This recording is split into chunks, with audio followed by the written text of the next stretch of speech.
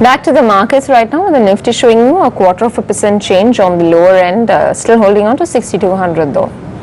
Few stocks to keep a watch out for today's session. The top 5 gainers include Jindal Steel and Power, GAIL, BHEL, TCS and Lawson & Toubro, which are all up more than 1% right now. Overall, however, the breadth is still negative, though it's improved a bit. Closer to 15 stocks are advancing versus 35 stocks in the red. A slew of macro data points have come out, so let's just bring in Mr. Adi Godrej right now, Chairman at Godrej Industries, with his views on the overall economic environment. So thanks very much for taking out the time. Do you think that the economy has bottomed out with the Q2 GDP coming growth at about 4.8%? Yes, I expect the worst is behind us. I expect in the second half of the year we'll have better growth than in the first half. I think the main reason is that the monsoon has been good, the agricultural season is good, so I expect strong agricultural growth in the second half, with the reservoirs having filled. The rabi crop also should be good. The good agricultural growth will have multiplier effects on industrial and services growth too. So I expect better growth in the second half of this financial year. How do you see 2014 though shaping up? Do you think it will be a year of change for India Inc.? Well, I expect the calendar year 2014 will be better than the calendar year 2013. Even the financial year 14-15 should be better than the financial year 13-14. As far as investment is concerned, that is a bit of a question mark still, because investment depends on government decision making.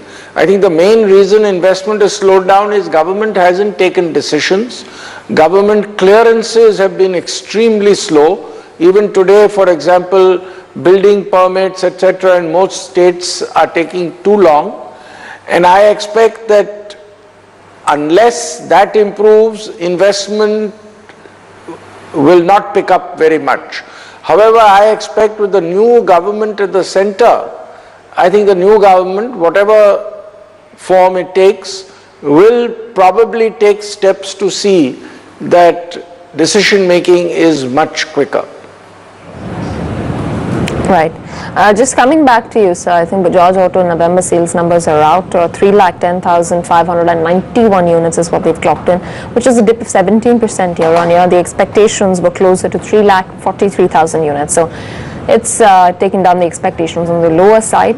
We'll get the breakup for you in terms of the export numbers. Motorcycle sales have also dipped 15% at 2.78 lakh units. Bajaj Auto right now down about 0.5% in trade. So, you mentioned a point about investments. Right now, even with some optimism that's coming back into the markets, the investment cycle is not yet picked up. Very cautious investors are about, plowing in that money into the businesses right now in terms of capex or investments. Do you see that changing maybe post-elections? I think any new government will take the right decisions, because they will have to express what they will do, based on which they will be voted in. So I expect a new government will start off well, and I think that will help the acceleration of growth. All right. So what's your take on inflation? Is it likely to remain sticky? No, I think last year the monsoon was bad. So clearly that was one of the reasons for the inflation, especially inflation in things like vegetables and fruit, because that's perishable. So unless there's a good crop and good supply, inflation is likely to be high. I expect that with this agricultural season and the rabi season being expected to be better, I expect inflation will come down somewhat. But I don't think inflation will come to very low levels, because clearly what is happening is rural India is doing well.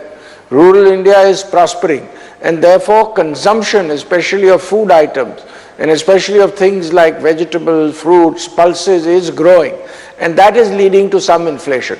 So I would say part of the inflation is as a result of the success of rural India, and that will continue to a certain extent. But I think inflation, wholesale price inflation will come down from the current levels of around 7% to around the 5% level next year.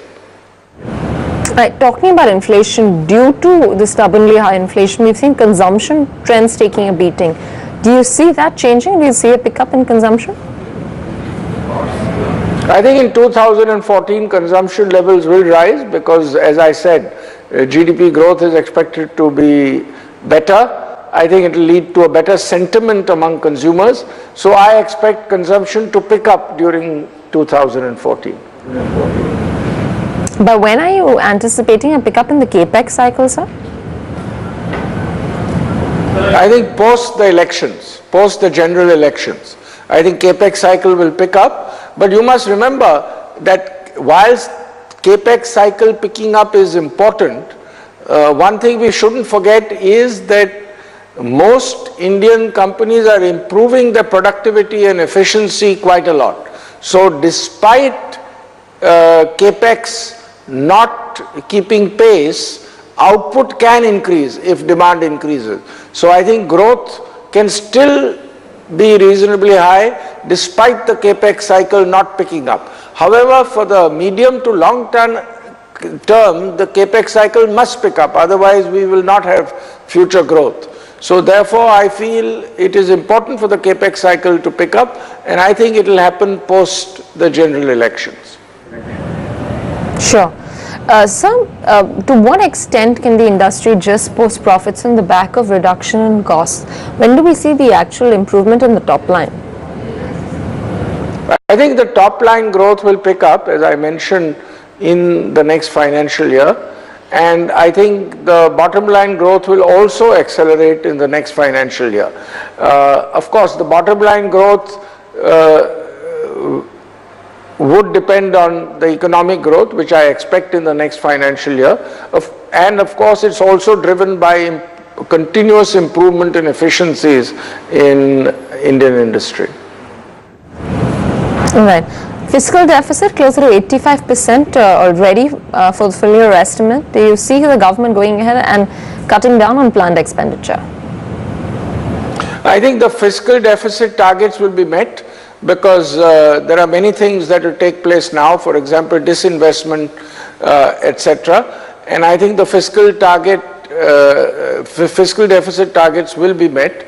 Of course, planned expenditure will be cut, and to that extent it will have a deleterious effect on growth. But more importantly, I think what will have a positive effect on growth is that the current account deficit seems to be well under control. The rupee is reasonably firm, and the rupee being around the 60 level instead of the 70 level will be better news for both inflation and growth. Right. So according to you, do you think India Inc. is now more better prepared to deal with the weakness in the currency? Well, I think India Inc. was taken by surprise with the sudden and rapid depreciation of the rupee, which to my mind is the blame lies at the door of the Reserve Bank of India. They should have defended the rupee. Only $15–20 billion would have been adequate to defend the rupee. It should never have been allowed to depreciate beyond the 62 or 63 level. There was tremendous speculation going on in Dubai, Singapore and other places, and I think we paid a major price both on inflation and growth because of the laxity of the Reserve Bank of India at that time. But of course, the new Reserve Bank governor has taken very good decisions and ensured that the rupee depreciation has been contained. All right. So just one last word before we let you go with regards to what's your opinion? Do you see further rate hikes taken and the impact of that on the economy? Well, I don't think rate hikes serve any purpose. Ostensibly, rate hikes are to ensure that inflation comes down. The inflation is as a result of global commodity prices, and I think rate hikes are not helping bring inflation down. In fact, what is happening with rate hikes is it affects economic growth, and economic growth in turn affects inflation. So I think there should not be rate hikes.